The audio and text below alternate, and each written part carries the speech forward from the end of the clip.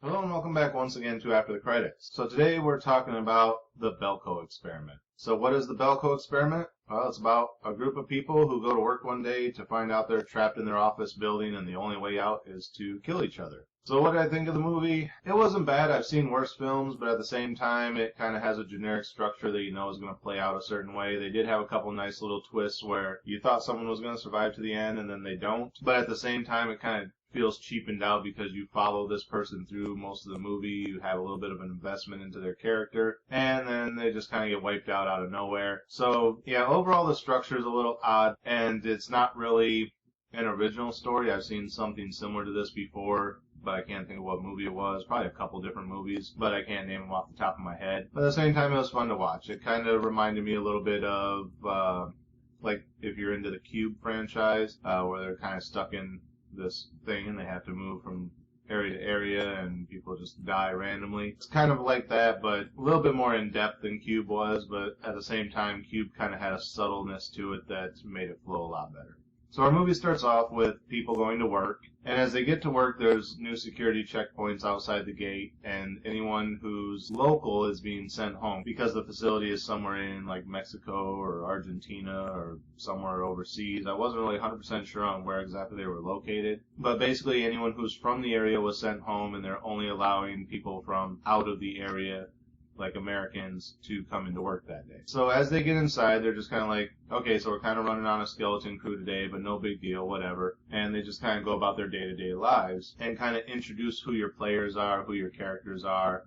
Like this couple is in a relationship. This guy likes this girl, but he's kind of a creep and she doesn't really like him. You got the nerdy guy and his friends. You got the new hire, you got like the CEO and all these other characters that are just kind of like background players. And then an announcement comes over the speaker that says there's currently 80 of you in the building, and within the next like hour or something, 2 of you will be dead. We don't care how it happens, but 2 people need to die, and if 2 people don't die, we're going to kill 4 people. So of course they all kind of panic and try and get out of the building, and since it's a government defense contract building, it has security shutters which all engage, so now they're all stuck inside the building, and the timer goes by, and people die. Not going to say which way it goes, but they end up with some dead bodies laying around. So then the next announcement comes on that says, okay, well, there's X number of you left. Over the course of the next 2 hours, we want half of you dead. Otherwise, we're going to kill all but like 10 of you. So then it kind of turns into mayhem because CEO guy, he's like, well, we should just round everyone up, and you know, the security station has guns, let's just round everyone up, and anyone who's like doesn't have families or is like really old or whatever, we'll just take them out first, and then we'll kind of go from there. And then you have the other guy who's kind of the main lead of the movie, who's just kind of like, let's not become animals, let's not kill everybody. And they're like, well, we're trying to save lives here. If we can save 30 lives by taking 30 lives, then why don't we do it? And he's like the only really logical one who's just kind of like, look, you really think they're going to let any of us walk out of here alive? Is like, if we kill 30 people now, then what's next? They're going to have us kill another 15, then another 5, then another however many until it's just 1 or 2 of us left, and then we end up killing each other. You know, so he kind of breaks it down logically, like, either way, everyone in this building is gonna die. So why go and execute people?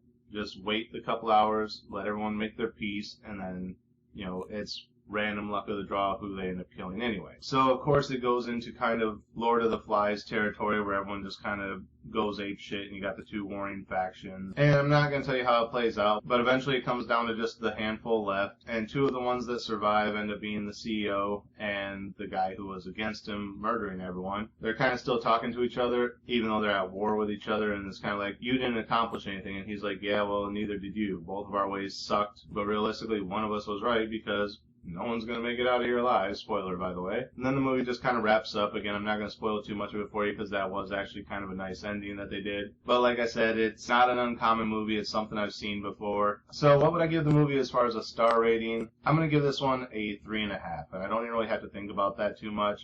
I know it's not a 4 because, like I said, they lead you on with a couple characters, only to try and give you that little bit of a twist, which is enjoyable, but at the same time kind of pisses me off. And it loses a little bit because, like I said, even though it's an interesting movie, I've seen something similar to it before, it's not really, like, outstandingly creative. But it's something I haven't seen in a while, if I can't name what other film it reminds me of. So yeah, it doesn't quite deserve a 4, but it's not just your average middle of the road. It does have some fun elements to it, so for that I'm giving it a 3.5. So that's it for this episode. Again, as always, thank you guys for watching. Remember to like, comment, subscribe, share the video. Links are down in the description. Click the bell up in the corner. Make sure you're getting notifications every time I post new content. And until next time, I'll see you after the credits.